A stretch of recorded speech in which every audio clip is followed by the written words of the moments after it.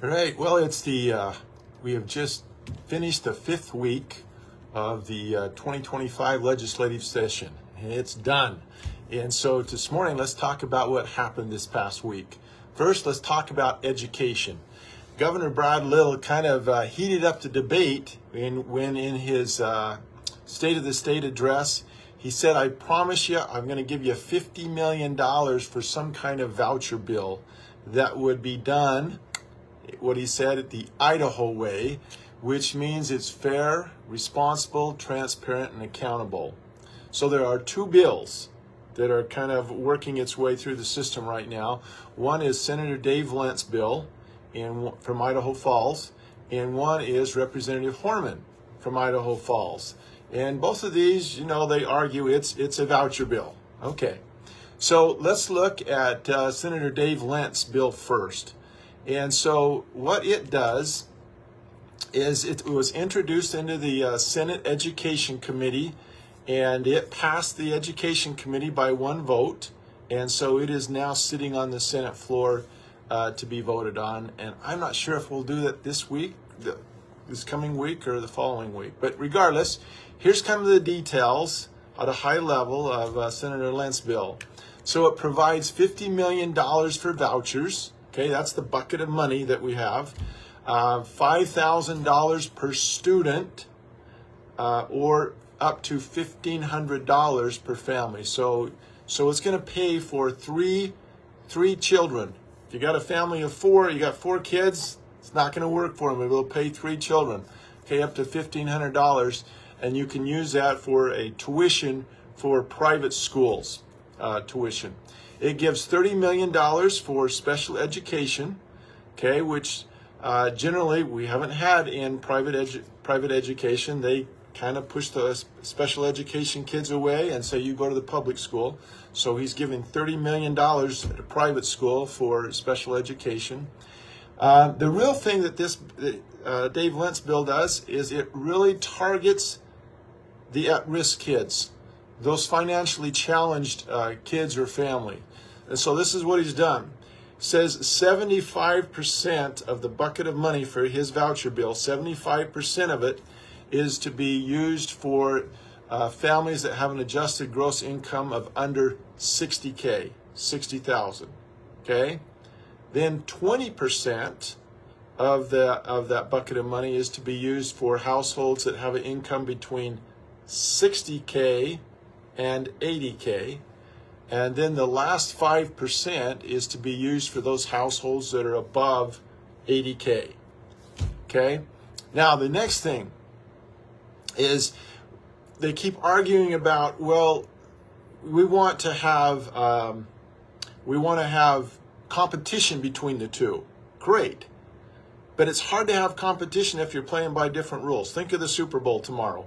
If the Kansas City Chiefs have bought off the refs and the refs are on their side, or Kansas City Chiefs get 8 downs per possession while the Philadelphia Eagles only get 4, it's pretty hard to compete if you aren't playing by the same rules.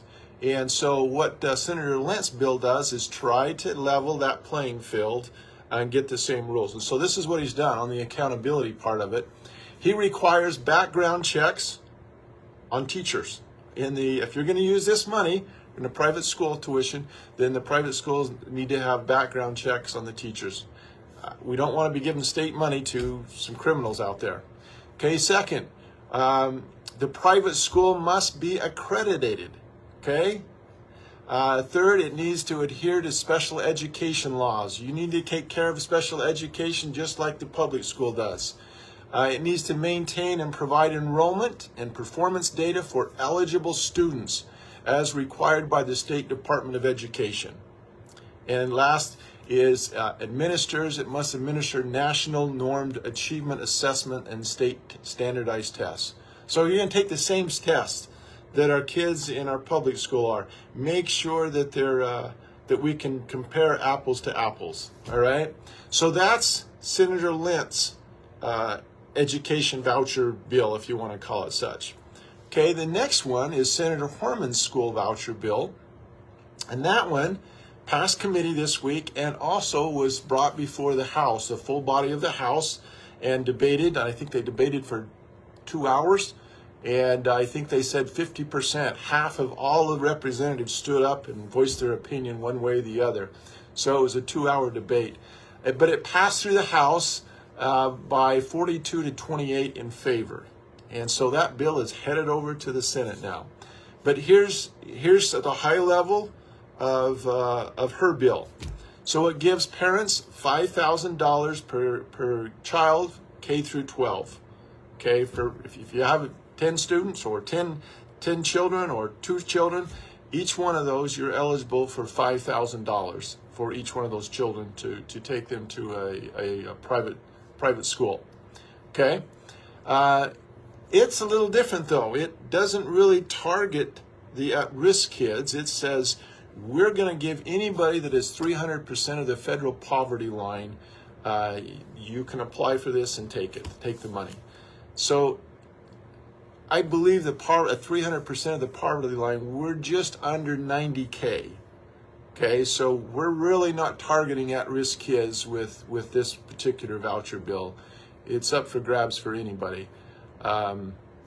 And then the next one is it gives priority. Priority would be given to families with previously had been on board with the school. They'll get priority. So if I've got one kid in, your next kid goes to the top of the list when you apply. Accountability. This is where, and again, in my opinion, that it's really lacking. So what is the accountability on Representative Horman's bill? Well, they're going to ask the parents to fill out a survey. And that's it. That's all there is. And so those are kind of the difference between the two bills. Representative Brent Raybould of Rexburg, down in our area, she pointed out that during the debate on the House floor, that the average Idaho household paid $634 in property tax each year. Now, there's an income tax bill that's making its way through the system right now that would put 80% of Idaho's income taxes at $3,800 or less, meaning most of your recipients would be getting more than just a simple tax break. You're getting a whole lot more money. So it's not just a tax credit. We're going to give you a lot more money. And so she brought up, she said, and I quote, "How is this not wealth redistribution using a government subsidy?" Okay, we're just giving a lot more money back. So again, my opinion, all right, I don't like either one of these bills. I believe we have school choice. I believe we have the ability to make changes that we want. We vote in our school boards, but okay, I guess the big reason I don't like either one of these, if I had to vote for one of these, I would vote for Senator Lent's bill. And the reason why is because there's a lot more accountability in his and oversight. And it more closely follows what Governor Brad Little said when he stated it has to be done the Idaho way, which means fair, responsible, transparent, and accountable. So there you have it. All right, moving on. Community colleges. So in the Senate Education Committee, we heard from all 4 community college presidents. They came they stood up before us in 15 minutes and told us what was going on and talked about what their future looked like. So we had our very own CEI president, Barber, come and talk to us. And one of the things that she told us is we are busting at the seams. CEI is experiencing this humongous growth increase. In fact, CEI has experienced a 184% increase in growth since 2018. The closest community college with that kind of growth is CSI with a 38% growth rate. And so we're just growing like crazy. And why? Because it's home, it's community. People are wanting education and they're wanting to go. And CEI is doing an incredible job. Okay, in fact, they have, in my opinion, they're rated as one of the best nursing schools in the state, if not the best. And I've been there. I've taken a tour of their nursing school. Incredible. They have these mannequins that a guy in the other room, based on a computer, he can make the mannequin's temperature rise or go down. It can squirt blood at them. It can make them sick. I mean, it can just do all kinds of things. And that's what their nurses are practicing on, is all as close as possible to real human beings. So pretty cool. That's CEI. Okay, next up. Cell phones in school. So what do you think of cell phones in our school? So there was a bill introduced on the Senate Ed Committee this week, and basically it says school districts, you are required to come up with a cell phone plan, policy. We don't care what it is, so we're not taking away from local control. You still have that. You as parents, as citizens, can still go into the school board, voice your opinion, and say this is what we should be doing with our cell phone policy. But this bill says you have to have a cell phone policy. And in fact, in support of this, Superintendent Debbie Critchfield is offering up to $5,000 grants to districts that implement phone restrictions. Okay? Whatever those restrictions are. Okay, and 93 districts have already applied. Here's the really cool thing. So during this hearing, we're having people come up and testify for and against the bill. Well, we had 4 high school students come up from different high schools. And each one of them came up, and you make sure you're sitting down for this, but each one of them came up and testified in favor of this bill. Said, we want cell phone control. We want the cell phones out of the classrooms. These are kids. Now, I don't know how many of your kids have come up and said, Mom, Dad, would you take my cell phone away from me so I can do my homework? I don't think you've heard that lately. Maybe you have.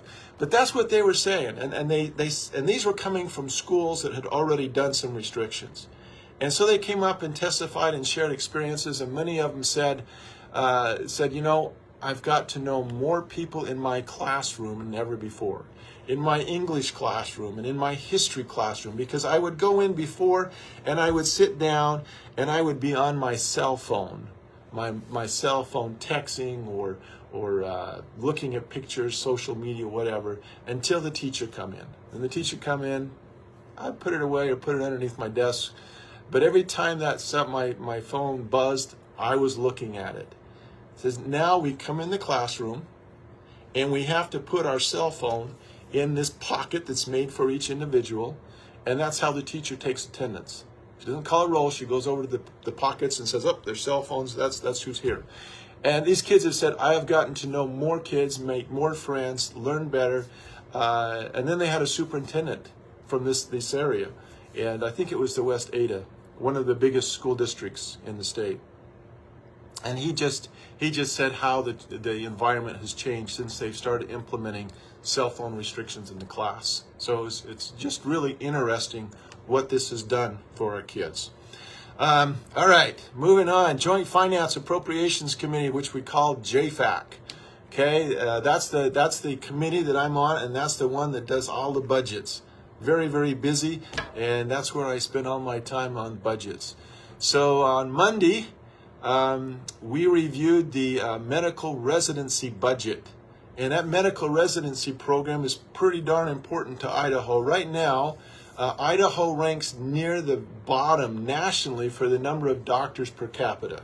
In other words, we don't have enough doctors in Idaho. We have, in order to get around. And if you've had any children with mental problems, getting into a counselor is almost impossible. They got like a year wait list.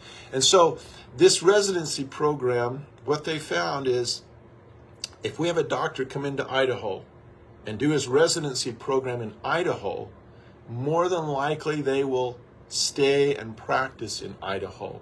And that's what we're saying. And so supporting this financially has been a good thing. And so right now, that's interesting to us anyway, is the Eastern Idaho Medical Residency Program has requested $240,000 ongoing funding for this residency program. And we've already got that, and this is just increasing it. So we're increasing it from for our psychiatric residencies from 8 to 12, and that's in eastern Idaho. And so I'm excited about that. So it's a bit of a change, but it's a good thing. So we pay $60,000 each semester. The hospital pays $60,000, and then the college, university, the program will pay $60,000. So it's a third. So anyway, we've got 4 more coming to eastern Idaho for our psychiatric, for our counselors. So excited. I think that's good for us. Okay. The other thing in JFAC this week, we finally voted and decided on a CEC, a change in employment compensation. And so this is exciting. We have debated this 2 or 3 times. I think it's came up, and we couldn't ever get enough votes to be done with it. Wasn't real excited about what we've passed, but we got it. So we're good. So basically what it is the new plan includes a 5% salary increase for K through 12 employees, so our school teachers, okay? It's good for them.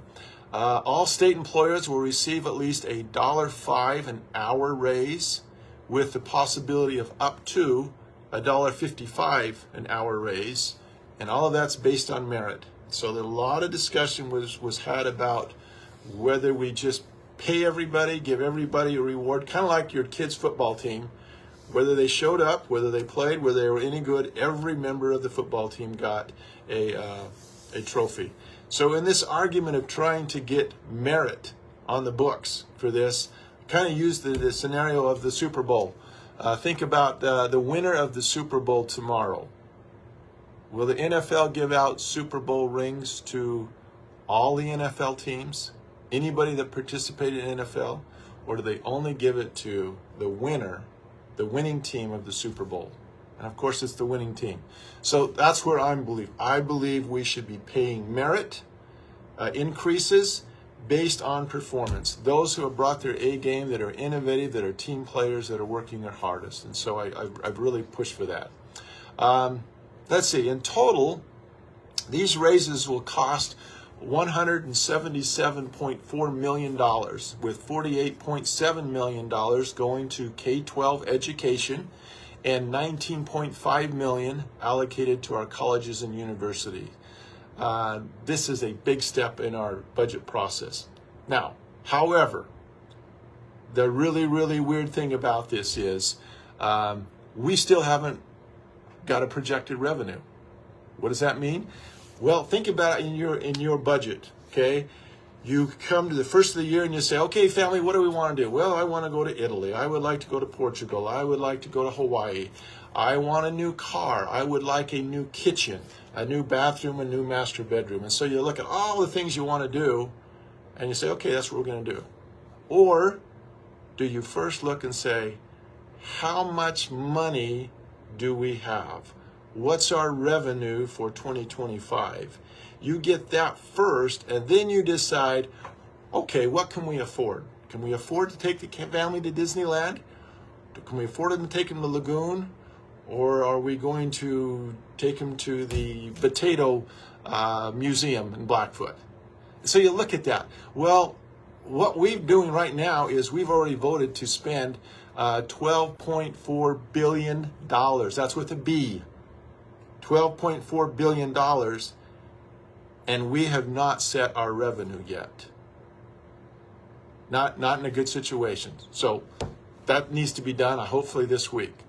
All right, something kind of fun I did is, as you know, many of you know, I work at the Idaho National Laboratory, and I have been working with records management systems since I've been there. They call it their EDMS system. And one thing in JFAC I've noticed is that a lot of people, a lot of agencies come in and say, oh, I want more money to do a records management system. And so we have all these separate record management systems for all these different agencies. I kept thinking, this is weird.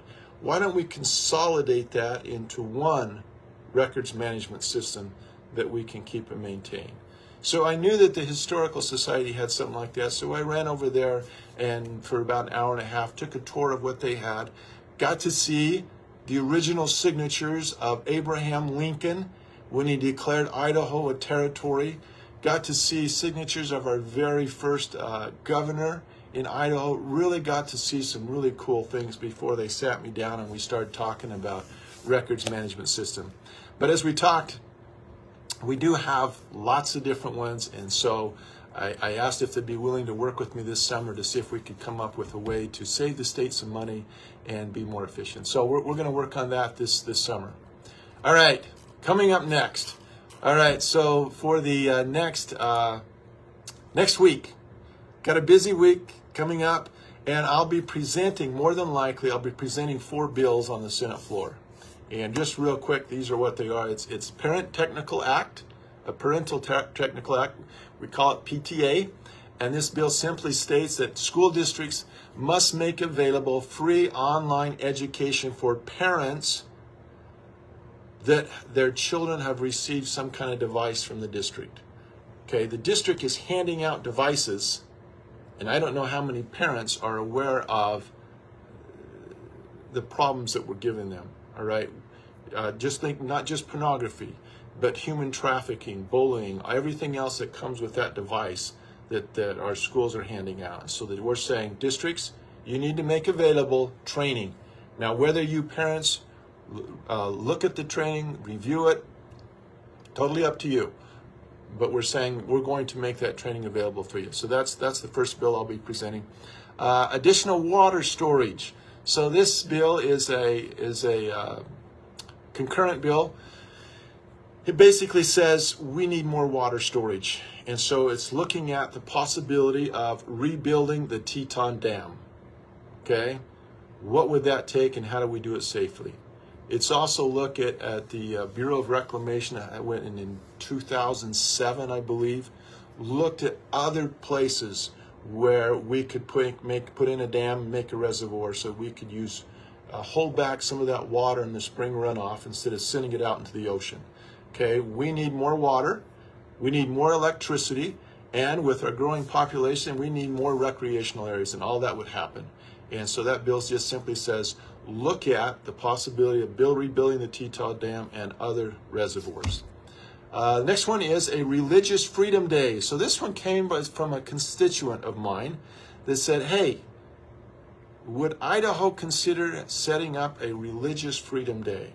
Now, I'm not saying anything's broken, but this Religious Freedom Day basically says, honor, take a moment to think about our freedoms that we really enjoy as far as religion. That there is a separation of state and religion, which is a good thing. And so I'm hoping that will get passed. And the last one that I'll be working on is a multi-factor authentication.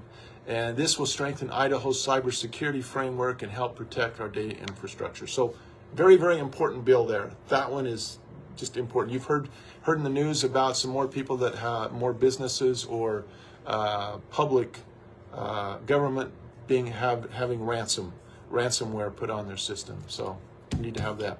Hey, I would love to hear from you if you have any issues or concerns about what we're doing, or just want to voice your opinion on how I should be voting on this or that. I would love to hear you. Just because I got elected does not mean I am an expert in everything. I'm pretty good with software. I'm a pretty good computer geek, but that's kind of where it's at. So I need to hear from you, and I'd appreciate it if you would. So thank you, and have a great Saturday. Talk to you later.